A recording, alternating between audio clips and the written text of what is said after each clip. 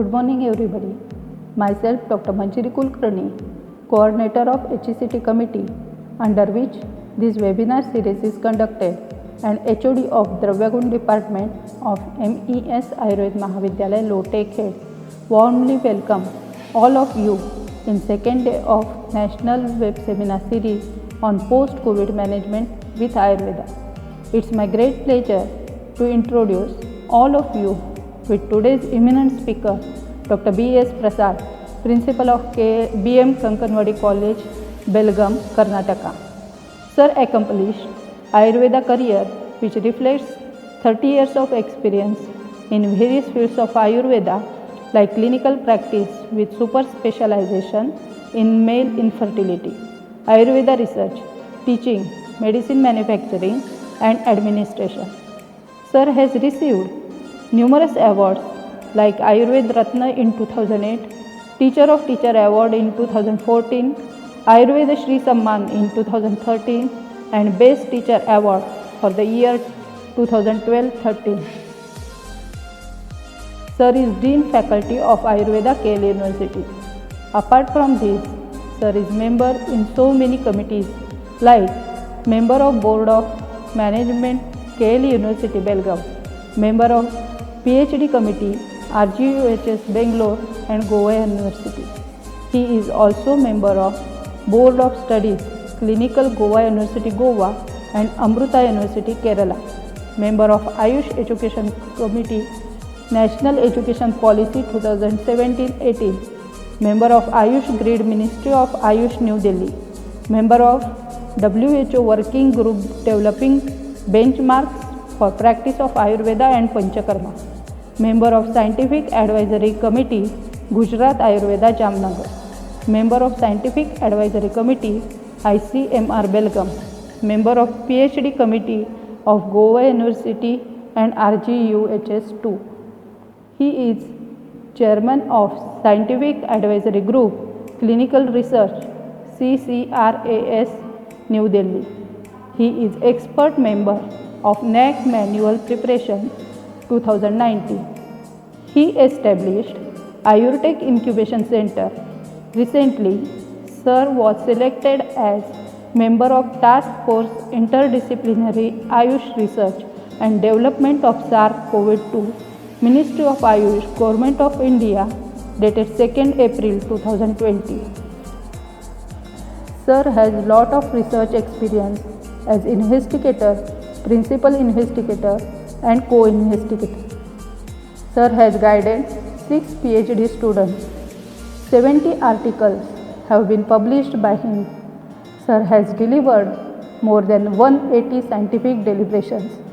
He visited USA, Japan and Indonesia.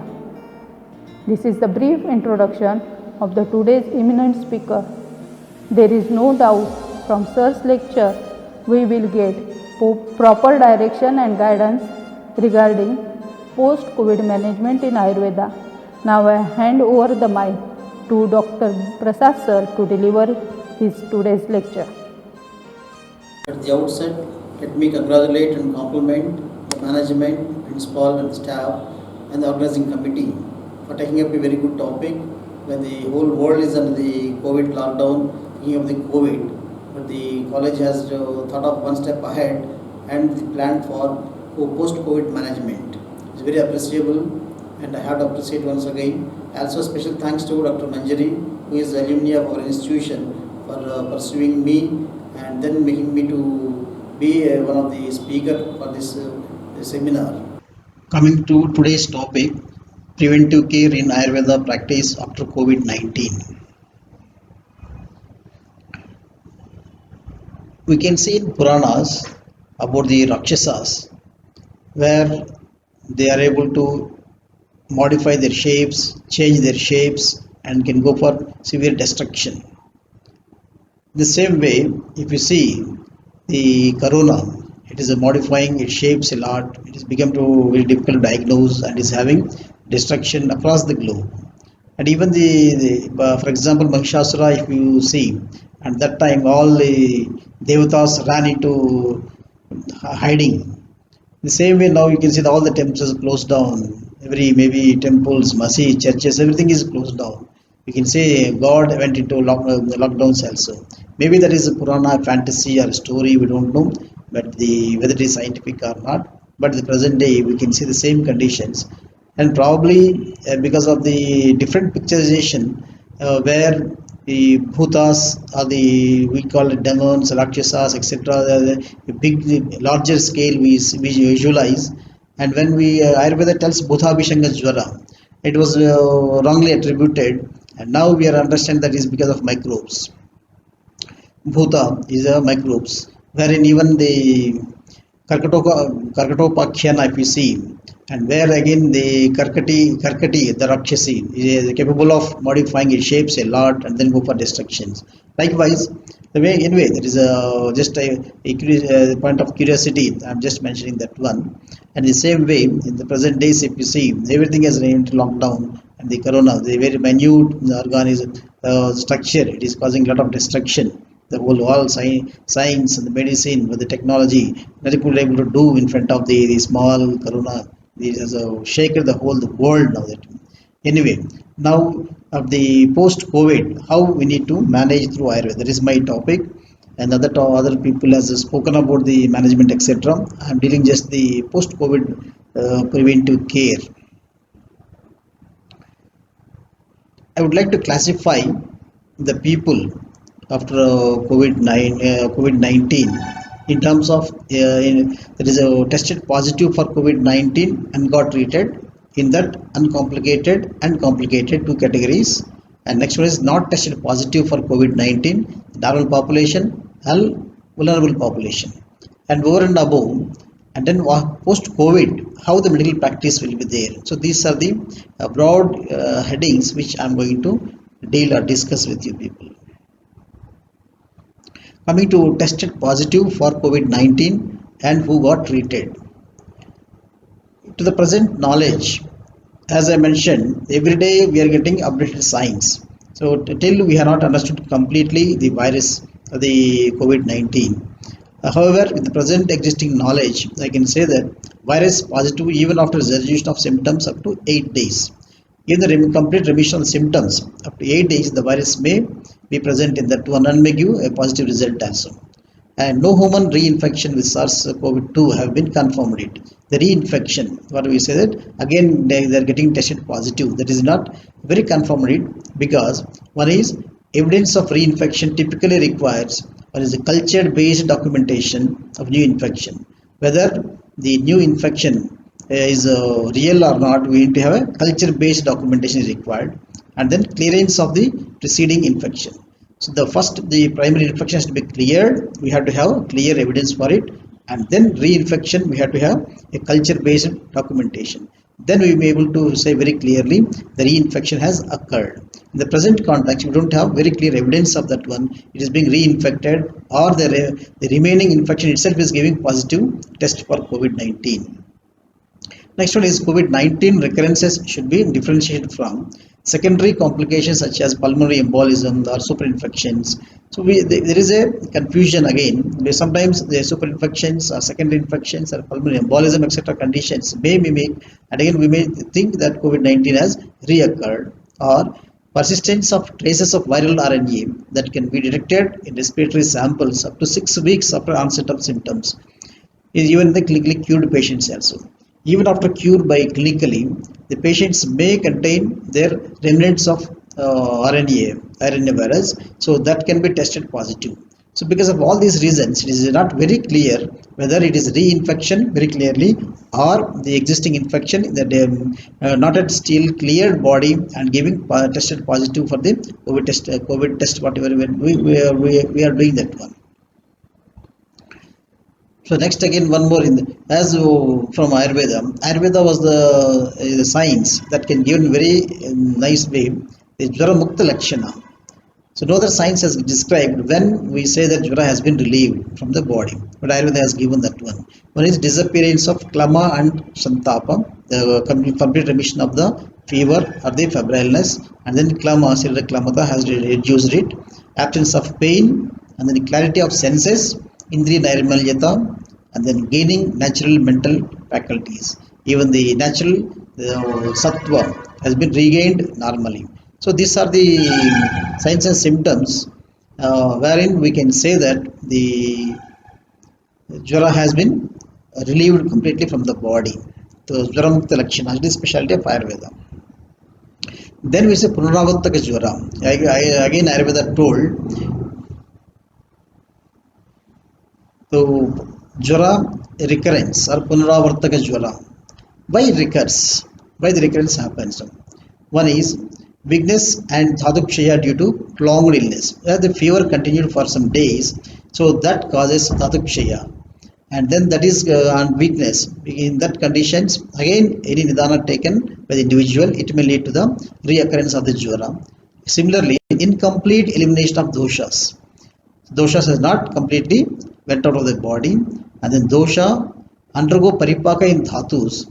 Though doshas are not even get completely eliminated, and in the dhatus they may undergo into paripaka, and thus gradually fever may reduce, but the harmful effects may continue in the body, and again fever may continue it. So in these conditions, even a small amount of nidana factors may lead to the jwara occurrence again, the reoccurrence of the jwara. So we call it Punaravartaka jwara.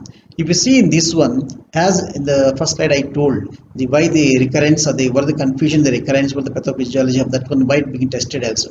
So even doshas paripaka, and which is not completely eliminated, that indicates even the cytokine storm which is present, or the viral remnants which is present in the body. So that is not completely cleared, and in such conditions, even a small amount of nidana factors may lead to the jwara recurrence, which is very, very well documented, very clearly it is with the evidence of the present scientific world.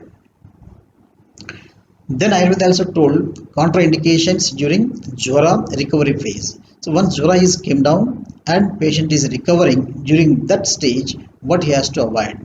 One is Vidahi Ahara, Guru Ahara, Asatmi Ahara, Viruddha Ahara, sexual intercourse, and excessive exertion or exercise or bathing, and excessive walking also.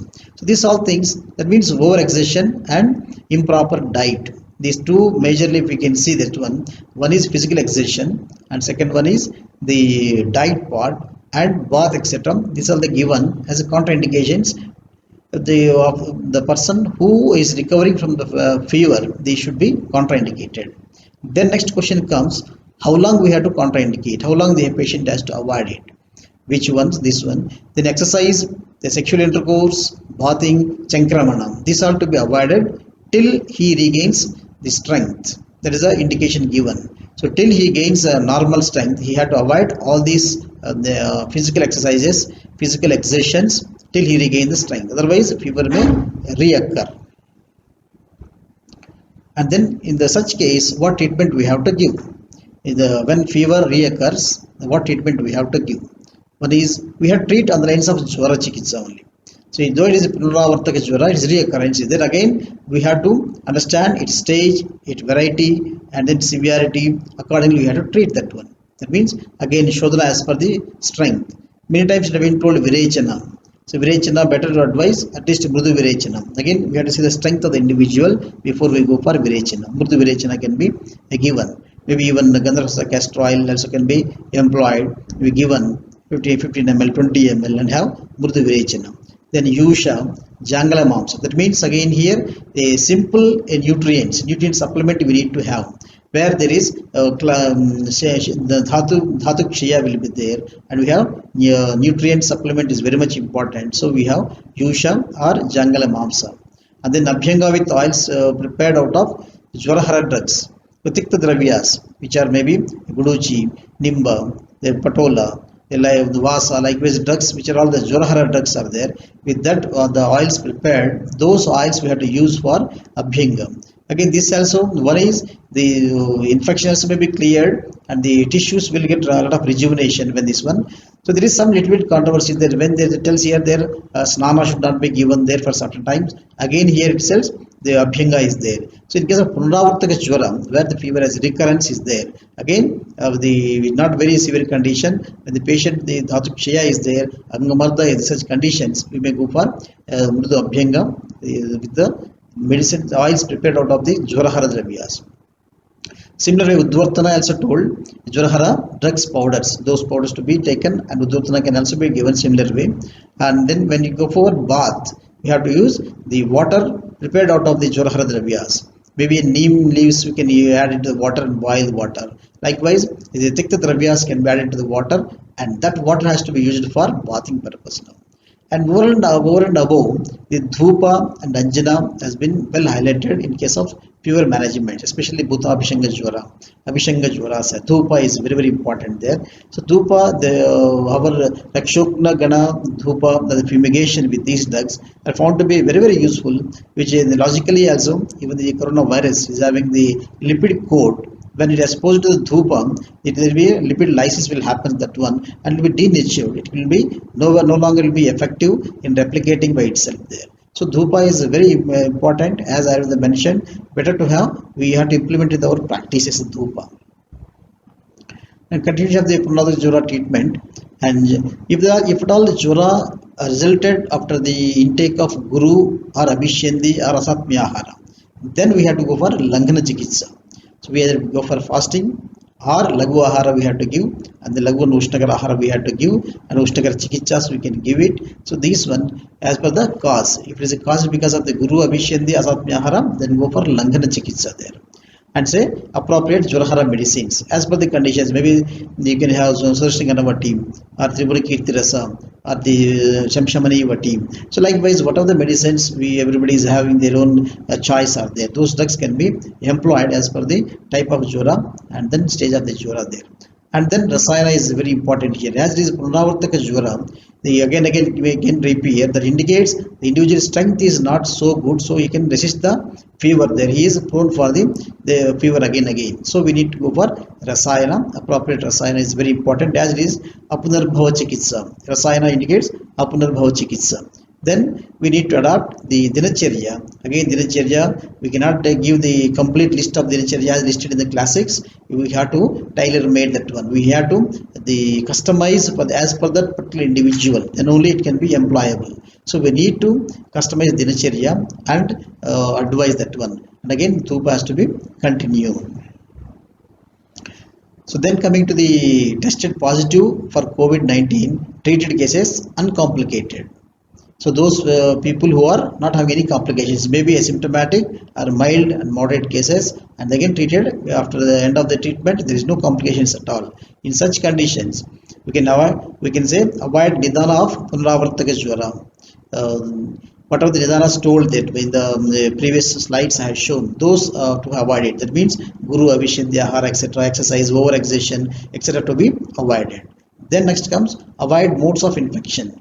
Then we have Sankramika Rogam, that we told that one, Gata Samsparshat, Nishwasat. So likewise, all these factors we need to take care of that one, and we have to avoid such the modes of infections, cross infections.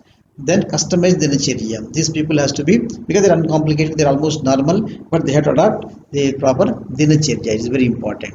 Then a Nitya Rasayanas, maybe Ashwagandha, Ashwagandha Valeha, Chavanprasham, or Aishkwatha. Likewise, we can have Nitya Sevani Rasayanas to be given as advice. So with these things, they may easily manage throughout life without getting the recurrence of the infections, also they can lead the comfortable life. And then about from this, in the part of Dinacharya itself, we have to advise Vyayama and then Pranayama and Dhupa to be continued. Dhupa we have to highlight well. We have to advise everyone to or motivate everyone to adopt Dhupa practices. And Vyayama we have to go for Ardha Bala. So not the full strength. As I told, Vyayama is one of the cause for fever recurrence there. So we have to go for only Ardha Bala Vyayama, and Pranayama is very important, as the COVID is mainly attacking the respiratory system. Respiratory health is very important there. Pranayama is to be advised it. The same way, those who have got treated but having complicated. So in such patients, again we have to avoid Punavartaka Jwara Nidana factors. Whatever the Nidana is told for Punavartaka Jwara, that to be avoided, and then again avoid mode of infections, second infections, as I told, Prasangat, Gata Samsparshat, likewise, all those factors we have to avoid, and then customize Dinacharya, and then respective condition management. because here complicated one, I cannot list out all the complications. We need to go for respective condition management has to be taken care, or apunarbhav chikitsa of the respective management. If the condition of GAT concern, respiratory concern, or any other concern, we need to take up appropriate the rasayanas there. Then in general, as it is concerned respiratory system more involved there, I listed out few of the medicines: Drakshavaleha, Kantakariyavaleha, Vasavaleha, Vyagriharitiki Agastharitiki Avaleha. Likewise, some medicine these can be rasayanas as a Apunarbhav Chikitsa, we can give it, and then advise the Vyayama again, Ardhabala Vyayama and Pranayama and Dhupa to be continued. This is the some advices for the complicated people who got treated for the COVID. Next, come to when how to assess the patient as totally recovered. Again, there is no presently, but Ayurveda has given, Charaka in his Vimanasthana has given that very clearly when we can say that patient is totally recovered in general. So here, alleviation of the disorder. So completely the disorder which from which he is suffering has been completely relieved. Then normalcy of voice and complexion. So total voice and complexion. The face itself indicates that one. We also can tell the people why you are looking dull, what happened to you, you have got fever, etc. Likewise. So the complexion has to be regained normally. Voice has to be normal, that one. The nourishment of the body. Body starts feeling strength, increase in the strength also. So desire of the food. He feels eat to food. So he get the desire for the food, and then relish at meals time. He enjoy the food. He feel the taste of the food also. Otherwise, it will be tasteless. Will be there. Many times people tell, I have thick the tongue is there. The bitter tongue. I cannot eat the proper. Like I won't feel the taste. He release the meal. He get the find the taste of that one. The proper and timely digestion of the ingested food. Whatever the food he has taken, the proper timing it begin digested, that one. Then timely sleep. He is getting sleep. And very important is non-appearance of abnormal dreams. So you don't get the sleep. That means he is mentally also he has been normalized, that one. Sattva has improved. The easy awakening. The moment he gets up, very easy. Otherwise, laziness. Still I want to sleep. I want to sleep. That indicates the body is not fully recovered. So his easy awakening indicates body has been recovered or repaired very well. Then easy elimination of urine, feces, and even including semen. So dhatu also, the Shukra dhatu also. So easy elimination of all the waste materials to be excreted out. They can be there. And then overall normalcy of mind, intellect, and sense organs in the nirmalyata, the manolasa. Likewise, the mental faculty normalcy and even sense organs. And then absence of any other unhealthy features. So there is no other any patient tells I am totally normal. I don't have any other abnormality. Likewise, so these all things indicates the person has recovered completely from the pathology or the conditions. So so this is the one we need to remember. Until that we can give the medications, and then we can switch over to the only Achara Rasayana or only maintenance dose we can switch over. So next coming to other category, not tested positive for COVID-19, the normal population. We have taken two categories. One is normal population and one is vulnerable population.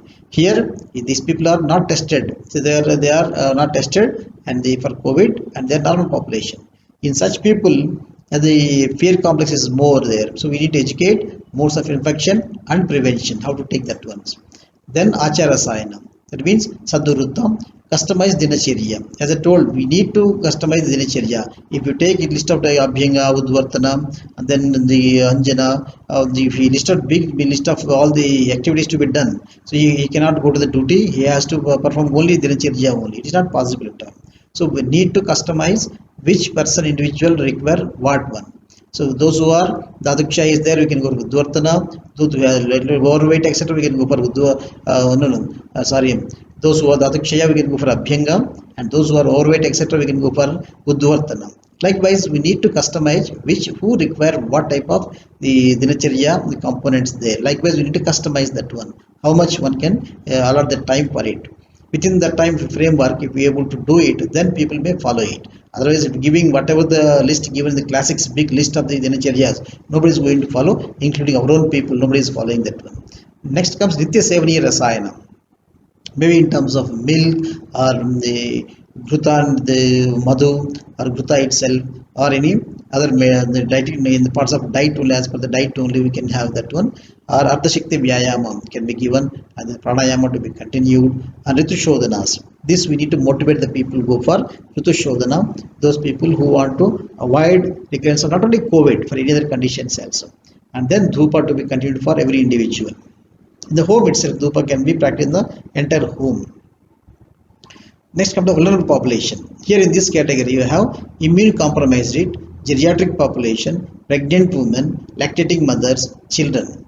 Here pregnant women, lactating mother, children are not competent in these areas because I am from Kachikicham, I am not from Prasuti and even Kamarapurtya, so I am not going to talk anything, touch these specialized areas. Only immune compromised and geriatric population only I can deal that one. These I am leaving to the concerned specialist only. I am not touching that one. So as I told, they are not tested positive for COVID-19, but vulnerable population in general. In general, those both we can club together, immune compromised and even geriatric population. So here some medicines I listed here. Maybe Vasanta Kusumakaram, the Vasanta Malatirsam, then Ashwagandha in terms of maybe Churna, Avaleha or Arista, anything we'll do. Then Guduchi, Estimadu, then Kirata Tiktam, Gumya Malaki, then Vasavaleha, Agastharitaki Rasayana, Chavanprasha, Drakshavaleha, Kantakaryavaleham, Vyagriharitaki, Chitrakaritaki, Narsimha Rasayana, Mrutchagalyadi Gruta, Amrita Prasha Rasayana. Likewise, we have a big list of rasayanas are there. We need to select it. For example, any person having the respiratory concern problems, we can over Kantakari, Vyagriharitaki, Chitrakaritaki. Likewise, we can go it. Where you want to supplement the nutrients, the person is thin and lean, Daduksha is there, Brochagalyadikruta, Amrutpasha Sayana.